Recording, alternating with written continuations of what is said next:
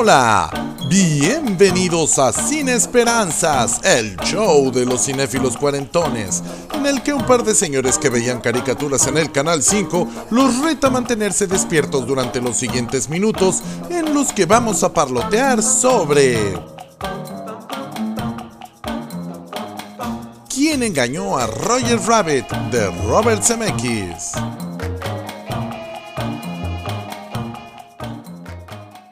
Bienvenidos sean a este su programa Sin Esperanzas, el show de los cinéfilos cuarentones.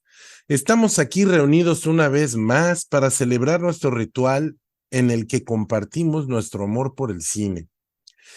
La verdad es que esta es la segunda vez, porque ustedes no están para saberlo, ni yo para contárselos, pero ya habíamos hecho este episodio en particular y por una torpeza mía no se grabó. Estamos haciéndolo por segunda vez, pero estuvo bien porque nos permite tener más masticado el tema.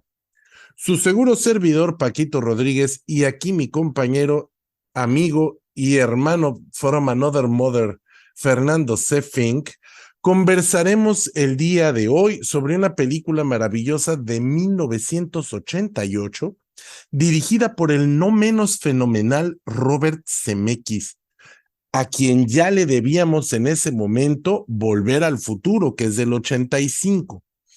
Me refiero, por supuesto, al fenómeno fílmico ¿Quién engañó a Roger Rabbit? O en inglés, Who Framed Roger Rabbit? En inglés hay un juego de palabras intraducible que utiliza la palabra frame, que puede significar inculpar y también enmarcar o poner a cuadro. Y como Roger Rabbit es un personaje de animación, el título tiene el doble sentido de quién inculpó a Roger Rabbit o quién puso a cuadro a Roger Rabbit, cualquiera de las dos. Entonces ese es el juego de palabras que es intraducible. Hay también algunos otros chistes que se pierden y que son muy buenos porque pues la traducción no los puede rescatar, y eventualmente voy a hacer pequeños comentarios al margen cuando aparezcan estos chistes. Pues bien, la película está basada en una novela publicada en 1981. Who Censored Roger Rabbit? ¿O quién censuró a Roger Rabbit? Si la memoria no me falla, ese es el título que tenía en España, porque yo alguna vez vi la película doblada al español con este título, ¿quién censuró a Roger Rabbit? El problema es que este cambio en el título es importante. Bueno, no es problema, el asunto. Puesto que la trama varía muchísimo entre la novela y la película, y en realidad conserva solo algunos elementos básicos de la novela. Los personajes, algunos nombres y alguna situación. La palabra censurar solo tiene relevancia siguiendo la trama de la novela. Pierde todo significado en la versión de Zemeckis, cuyo guión estuvo a cargo de Jeffrey Price, Peter S. Seaman y Gary K. Wolf. La película está ubicada en los años 40. Bueno, y esta es una de las principales diferencias con la novela, porque la novela está ubicada en los 80s, en el año en el que se publica, en el 81. Esta cinta es un clásico thriller noir detectivesco que tiene el gancho de ocurrir en un Hollywood en el que los personajes de caricatura conviven diariamente con los humanos. Son prácticamente inmortales, excepto por una mezcla de químicos al que llaman baño en español o dip en inglés. Eddie Valiant, el típico detective hard-boiled, y ya explicamos este término en muchos episodios, así que hagan su tarea, chicos, que alguna vez fue famoso por resolver casos de caricaturas hasta que un día fatal, su hermano Teddy es asesinado por un bujo o toon. En español les dicen bujos, en inglés toon, que es como se llama a estas caricaturas, ¿no? Tirándole, lo mata tirándole un piano en la cabeza. Ahora, sumergido en el alcoholismo y la depresión, deberá resolver un caso en el que quedó enredado al participar indirectamente en un complot para asesinar al magnate Marvin Acme, que es actual dueño de Ciudad Bujo, en inglés Toontown. Todos los tropos del cine negro están ahí: el detective alcohólico, la femme fatal, la chica buena, el compañero, el malo, maloso, exótico y sin escrúpulos, la intriga y el complot para hacerse de poder, económico o político. Podríamos estar hablando del Halcón Maltés, esta película que dirige John Huston en 1941 con Humphrey Bogart. Todos los arquetipos están ahí. La estética mezcla también una paleta de colores brillante que respeta el universo animado del que toman a los personajes, con otra que utiliza sombras y tonos oscuros para los escenarios y personajes humanos. Cuando vemos a Bugs Bunny y al Pato Lucas, sentimos perfectamente que estos fueron sacados de una película para trabajar en esta otra. Lo mismo pasa con los personajes de Disney, y yo creo que ahí está el secreto de esta película. Consiguieron los permisos de las diferentes empresas productoras, que eran competencia entre sí, para reproducir los personajes icónicos de su barra animada.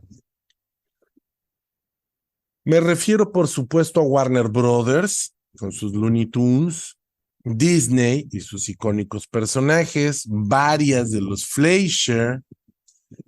Sí se extraña a los personajes de Hanna-Barbera, pero pues es que Hanna-Barbera se inventó, o más bien nació años después, no en los 40, o sea, no corresponderían a esa época.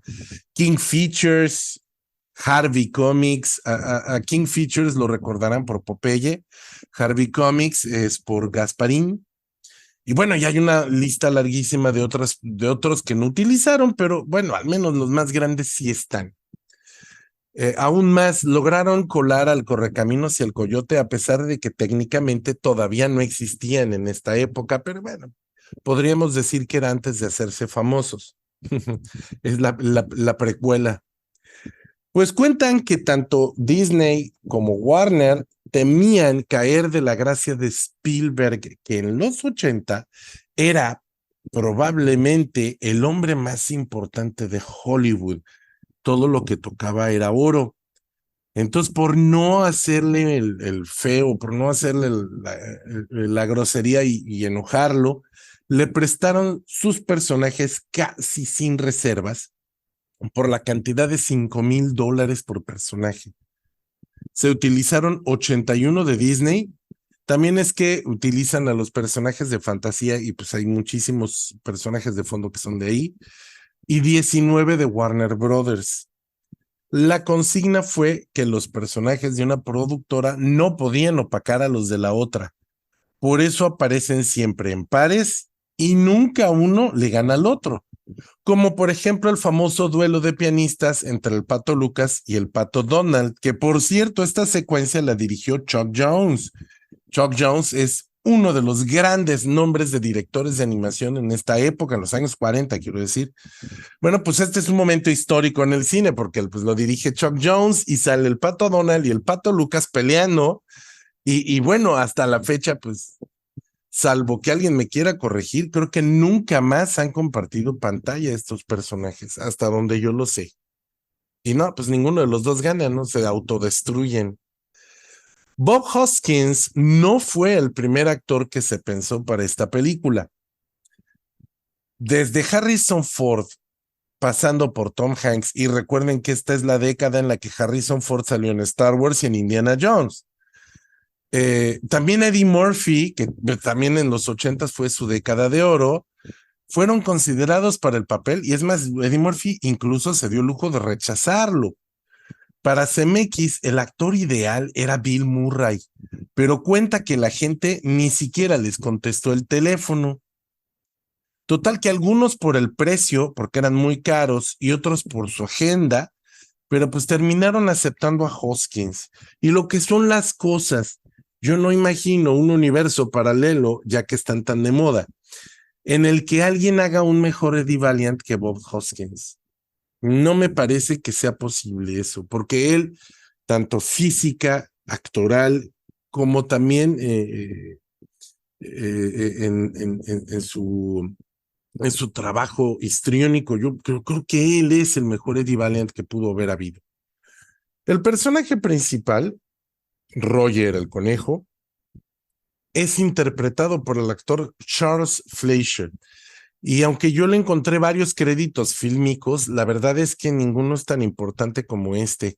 El personaje que fue diseñado tomando diferentes estilos y termina siendo una amalgama en la que el torso tiene el estilo Disney, su rostro tiene el estilo de los Looney Tunes y algunas de sus expresiones son definitivamente alusivas al estilo de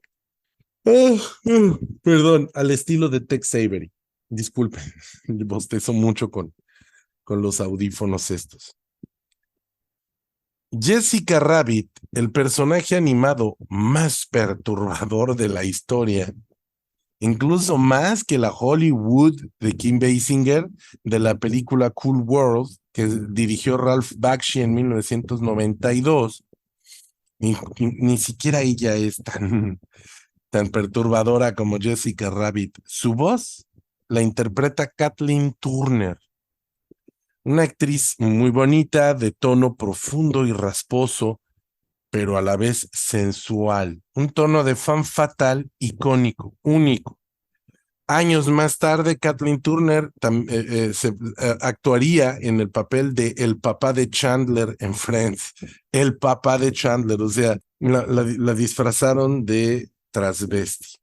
La voz de Jessica Rabbit durante las canciones es de Amy Irving, que en ese entonces estaba casada con Steven Spielberg.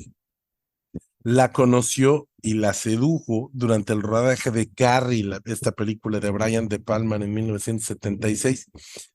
Y bueno, pues esta amalgama de belleza se apoya en el diseño gráfico que está inspirado en Lauren Bacall, que es la femme fatale original, Rita Hayworth, Veronica Lake y por supuesto una animación de Tex Avery, no podía ser menos, llamada Red Hot Riding Hood. Cuando la película se estaba filmando todavía no había diseños definitivos de Jessica y el director le pidió a Bob Hoskins que imaginara a la mujer más sensual de sus sueños, a su fantasía erótica. El actor dice que su versión imaginaria de Jessica no era por mucho tan cachonda y sexy. De hecho, los senos fueron diseñados de tal forma que desafían la gravedad. Y eso es lo que los hace tan atractivos porque rebotan en reversa. Y eso hace que sean al mismo tiempo sensuales sin caer en lo vulgar. Bueno, pues esta película cumple 35 años ya y sigue siendo hoy por hoy uno de los más grandes logros técnicos en la mezcla de animación y actores. Otro gran actor de esta película es Christopher Lloyd, que interpreta al villano, pero lo voy a dejar para mi segunda participación porque para hablar de él tengo que entrar en el campo de los spoilers. Así que vamos a preguntarle a nuestro amigo Fernando, él cómo vivió esta película, cómo vivió Quién engañó a Roger Rabbit. Hola Paquito, hola amigos que nos escuchan. Yo personalmente tengo que confesar que, híjole, no recuerdo haber visto completa la película de Roger Rabbit. Tengo una laguna mental porque eh, yo confieso que mi historia con esta película es muy desapegada. Yo apenas hace una semana me senté a verla y mientras la veía, mientras comenzaba yo el primer acto de la película, me empezaron a venir recuerdos y yo dije, yo esto ya lo vi.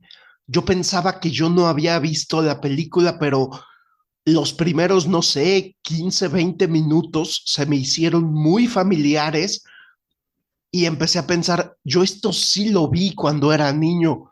Y entonces me vino el recuerdo a la cabeza de que, pues, yo tenía un amigo que era muy fanático de esta película. Yo, hablando de Robert Zemeckis, el director de Quien engañó a Roger Rabbit, pues yo ya había visto dos películas suyas, dos bribones tras la Esmeralda Perdida o Romancing the Stone con Kathleen Turner precisamente, de 1984 y Back to the Future de 1985. Y eran películas que a mí me gustaban muchísimo. Sin embargo, yo no sabía que ambas habían sido dirigidas por Robert Zemeckis y mucho menos sabía yo que esta película de la que hablaban algunos amigos míos, Quien engañó a Roger Rabbit, mucho menos sabía yo que era del director de Volver al Futuro, ¿no?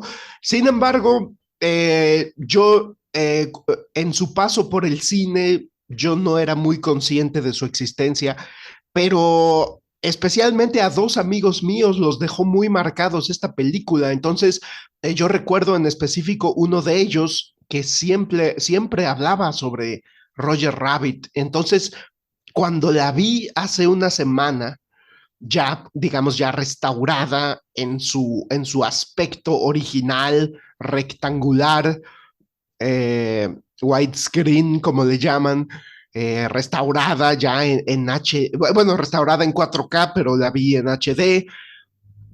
Yo me vino el recuerdo que muy probablemente yo vi esta película con mi amigo en su casa cuando se estrenó en video. Lo extraño es que solo recuerdo esos primeros 20 minutos. De ahí para adelante yo no la recuerdo. Entonces, no sé si no me marcó o si la tuvimos que interrumpir por alguna razón, pero para mí fue una película nueva. Hace 8 días que yo vi esta película. Y me gustó mucho porque maneja un género y aquí quisiera yo hacer una distinción. Muchos hablan del cine negro o del film noir, del cual ya también hemos hablado en este podcast cuando hablamos, por ejemplo, de la película de LA Confidential, esta gran película. Eh, el cine negro, muchos hablan de él como un género. Sin embargo, no es un género, es solo un estilo visual que tuvo mucho auge en el cine de Estados Unidos, de Hollywood, entre los años 30 y los años 50 de la década del siglo pasado, perdón. Y y entonces me gustó mucho el manejo de esta estética. La película de Roger Rabbit, el género, yo diría que el género que maneja es el detectivesco, el cine policíaco y detectivesco, ¿no? E incluso la caracterización de este gran actor que yo coincido con Paquito, no me puedo imaginar al personaje de Eddie Valiant, el protagonista de esta película, no me lo puedo imaginar interpretado ni por Eddie Murphy, ni por Bill Murray, ni por nadie. O sea, realmente Bob Hoskins es Eddie Valiant, lo interpreta y luce físicamente como, como tiene que lucir el personaje, al igual que el villano interpretado por Christopher Lloyd también pienso yo que lo interpreta y luce como tiene que interpretar y como tiene que lucir.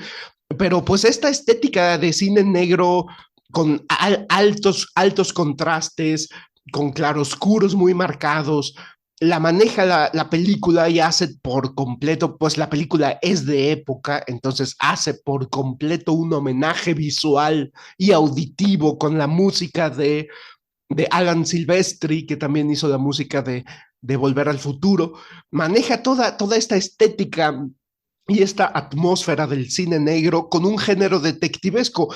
Y la razón por la que a mí me gusta, me sorprendió de una manera muy grata esta película, es porque ese género no es muy de mi predilección porque es un género que me cuesta trabajo porque cuando hay una trama complicada, compleja, en la que se trata de desentrañar un misterio y de repente hay una pista y luego otra pista y entonces esto los lleva a esta persona y sospechan de esta persona, pero resulta que él no está implicado o más bien está implicado, pero porque otra persona le puso una trampa y realmente él no es el culpable porque realmente hay una conspiración detrás y hay empresas y negociantes detrás de todo y políticos. Todas estas tramas de cine negro y de, perdón, del género de detectives,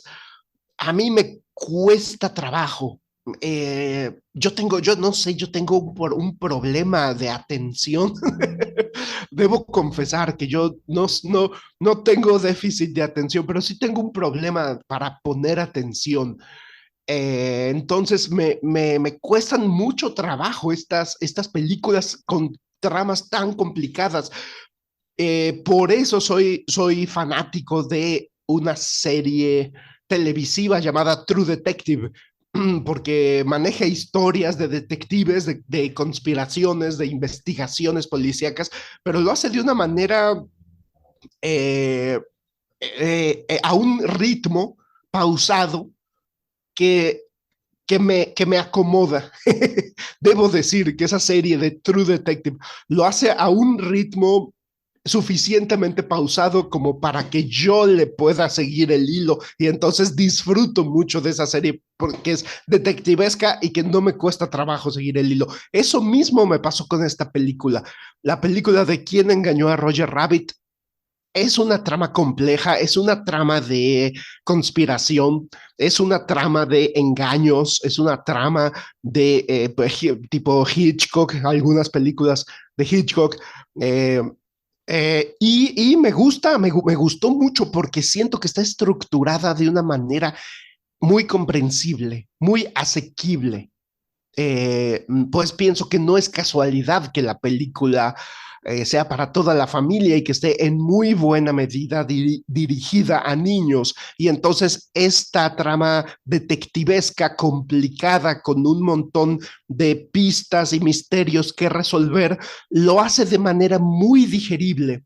Y eso a mí pues eso me vino como saco, me vino como anillo al dedo, ¿no?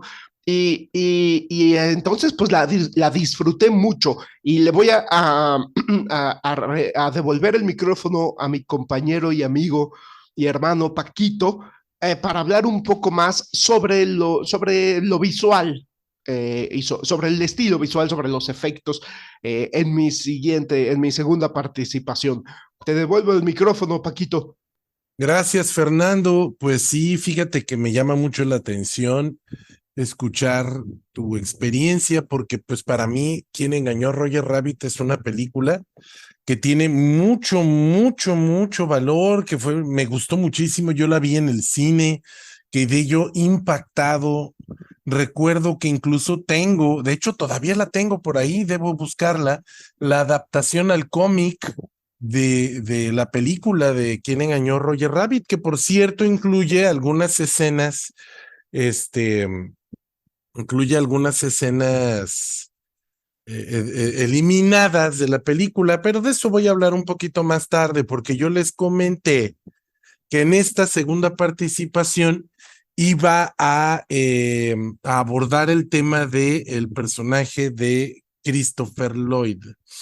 Christopher Lloyd, en mi mundo, hizo aparición con su personaje de el Dr. Brown para Volver al Futuro.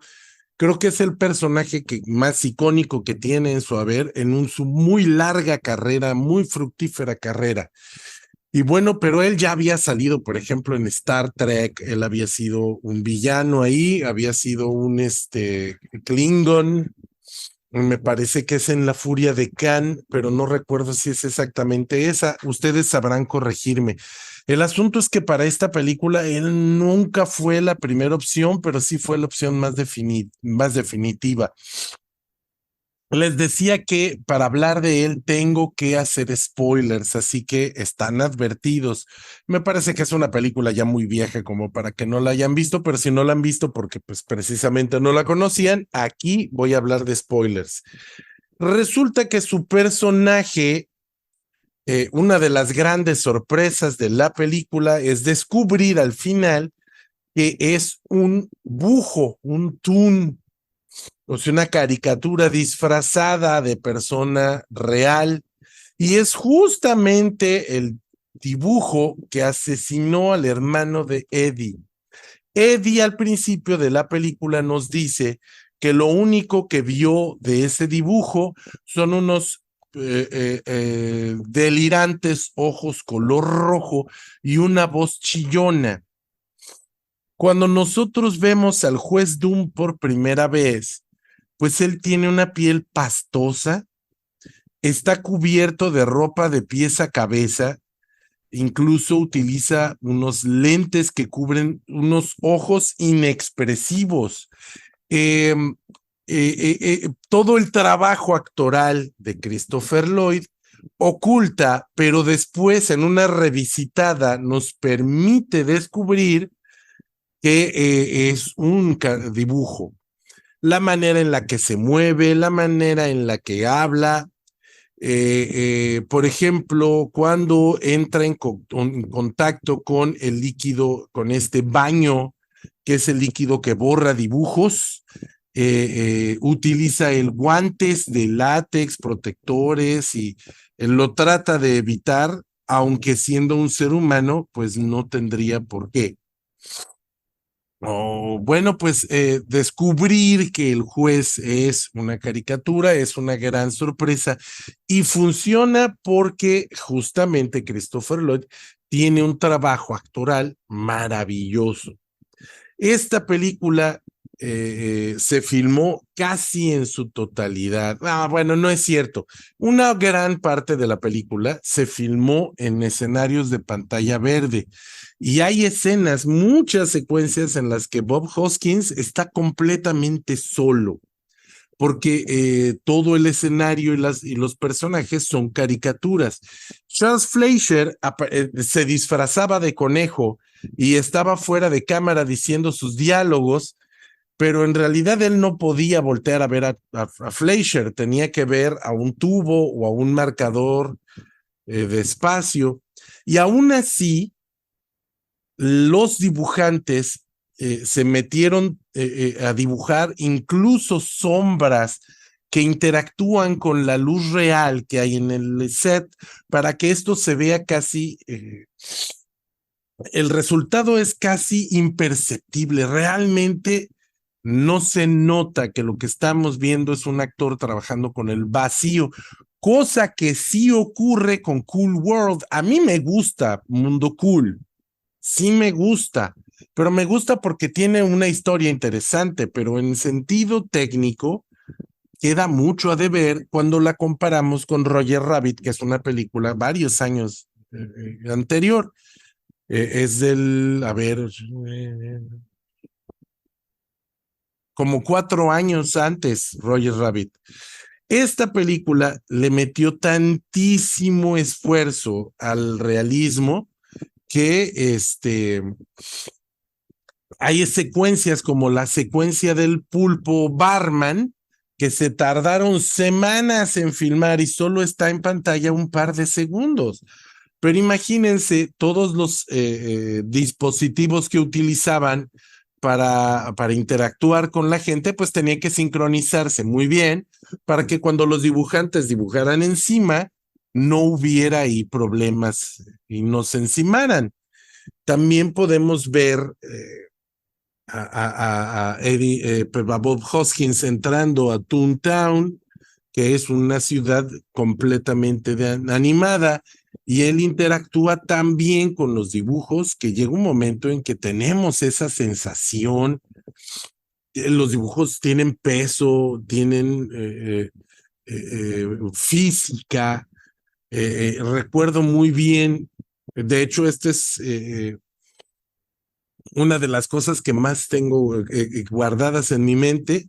que además es un juego de palabras que también se perdió en la traducción, porque Eddie Valiant tiene una pistola que le regaló Sam Bigotes y que tiene unas balas que son unos nativos americanos balita, y él tira una botella de vidrio al aire y dispara una bala de estas que rompe la botella de un hachazo con un tomahawk.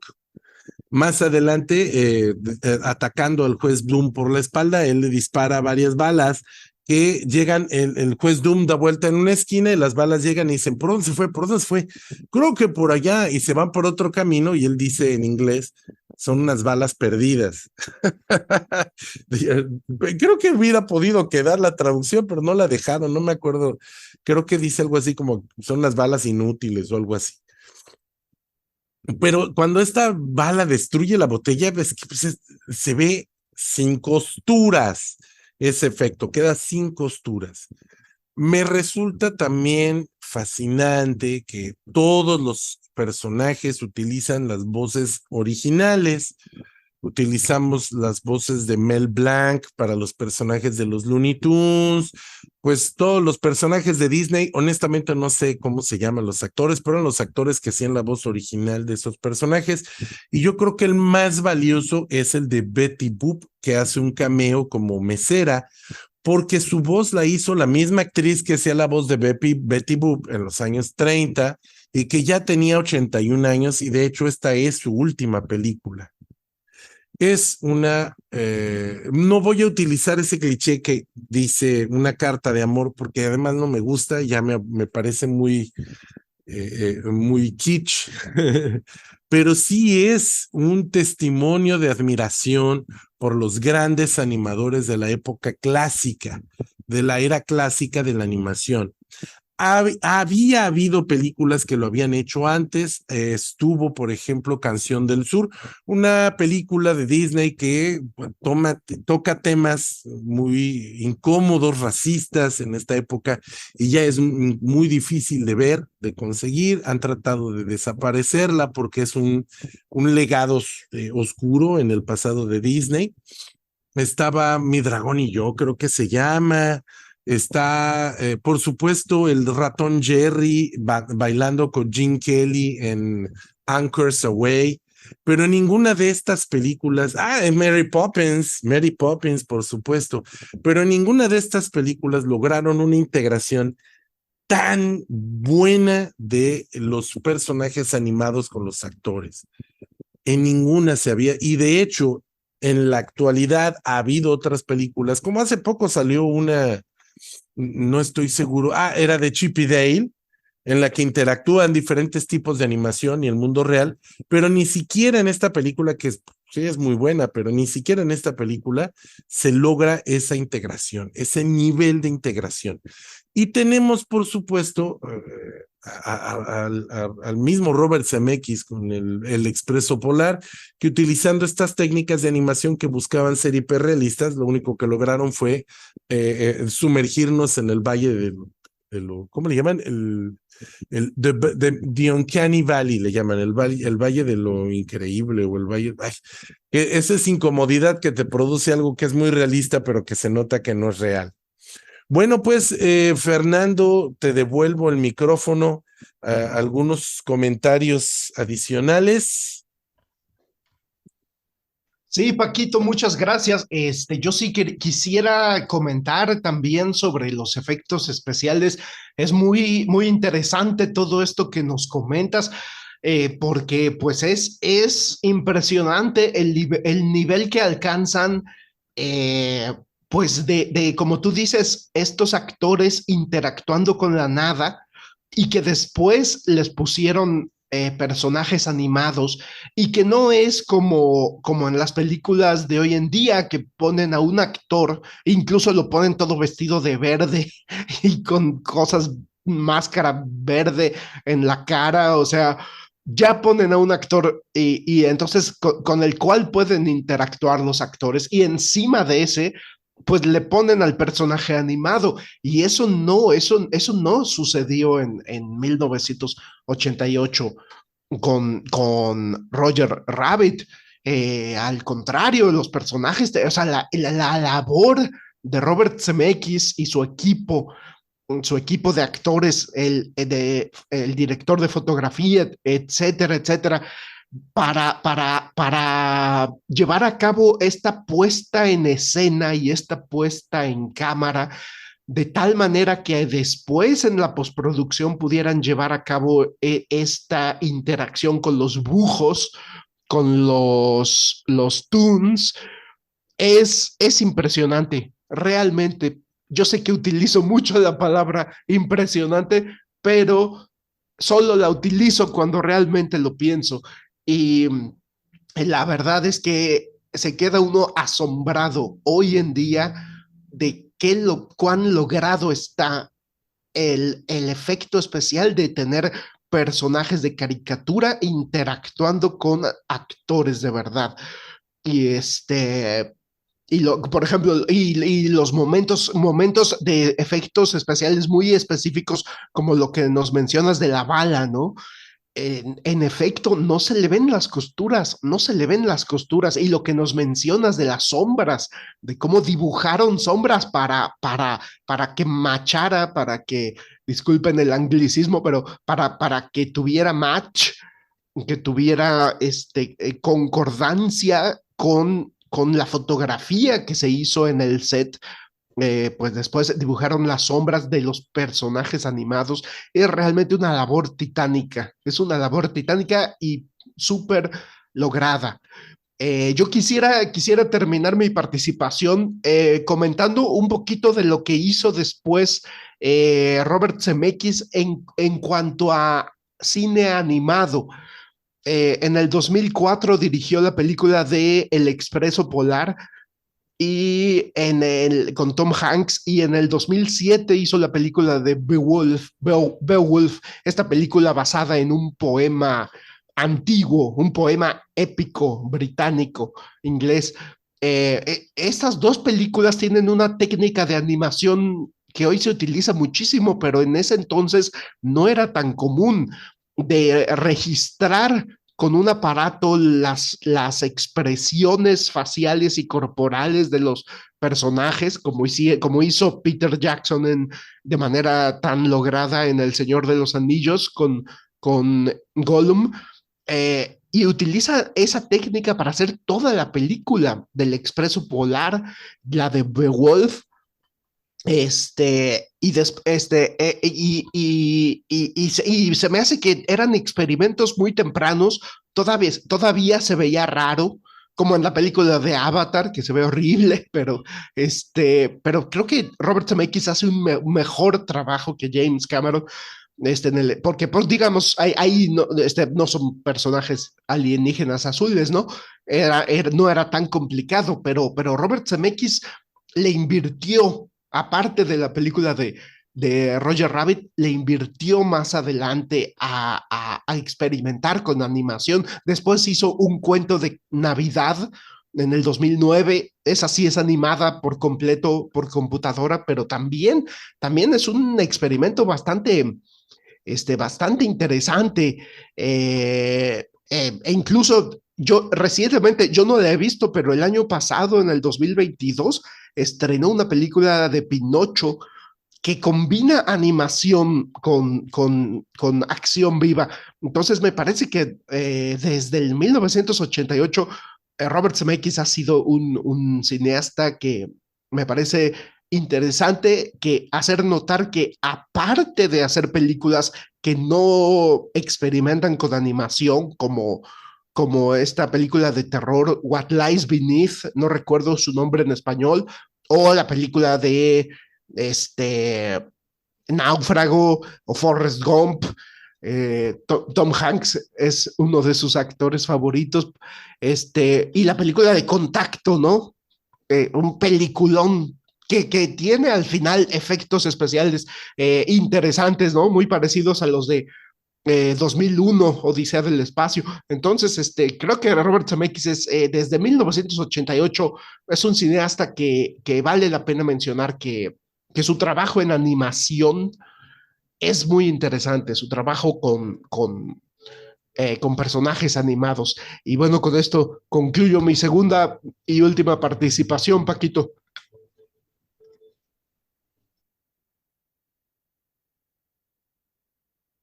Pues bueno, Fernando, muchísimas gracias. Este es un episodio interesante y lleno de anécdotas, pero sobre todo es un episodio doble que se grabó 2 veces. Es por mi torpeza. Pues bien, quiero aprovechar este espacio para mandarle un saludo y un abrazo a todos los sospechosos comunes, a estas almas que nos han regalado su atención durante los últimos años, que escuchan nuestro podcast. Quisiera también agradecer pues Abraham, que es el único que nos contesta, que nos comenta en el perfil, bueno, aparte de Carolina, ya saben, a Briseidi, a Omar, a Fernando Rivero, que nos escucha constantemente y que nos hace muchas peticiones y que está en contacto con nosotros. También quiero recordarles que este programa está dedicado con mucho cariño y mucho amor para a mi hijo, Mario.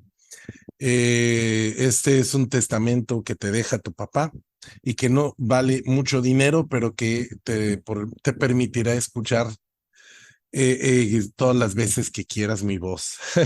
Ay, qué tierno. También quiero dedicar este programa a Carolina, sin cuya atención, sin cuyo permiso, sin cuya apoyo sería imposible grabar y editar. Ella me da este tiempo, me lo permite, porque ella me apoya, ella cuida al niño, ella hace muchas cosas. Entonces, por eso nosotros la consideramos nuestra productora ejecutiva. Sin esperanzas no sería nada sin ella. También agradezco a Fernando darme este tiempo y de tener esa paciencia conmigo. Tenía todas las razones del mundo para castigarme y mandarme a la esquina de los burros porque se me olvidó grabar el programa. Pero bueno, nos seguiremos escuchando. Este es nuestro episodio número 25. Y con el episodio 25 llegamos al final de este programa. No, no es cierto, o sea, ya se acabó el programa, pero nos vemos la próxima semana. Y voy a despedirme con la frase que digo siempre: ¡a la próxima!